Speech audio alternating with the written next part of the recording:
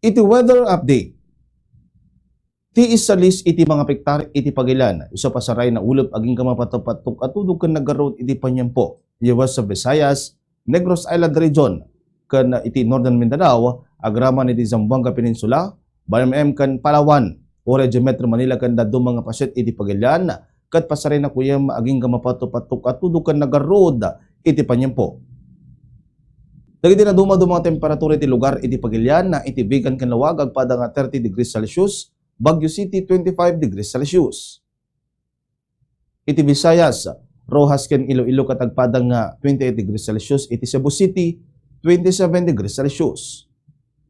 Iti Mindanao, iti Cagayan de Oro 27 degrees Celsius, Davao City kan General Santos City agpada nga 28 degrees Celsius.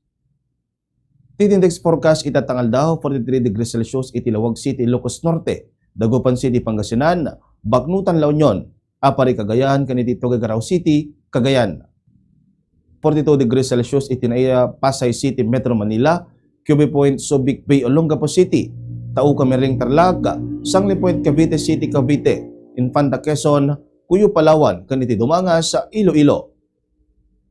41 degrees Celsius iti Itiaga, Isabela, Baler, Aurora, Kasiguran, Aurora, Clark Airport, Pampanga, Puerto Princesa City, Palawan, Aburlan, Palawan, Dipolog, Zamboanga del Norte. Simingising at init alas 5:33, itibigat kit limnek iti alas 6:13, itirabii. Dito ang weather update para ti Bombo News and Views, yak ni Bombo John Joshua Kabatikin. This is Bombo Radio Philippines, the #1 and most trusted source of news and information, Basta Radio. Bombo!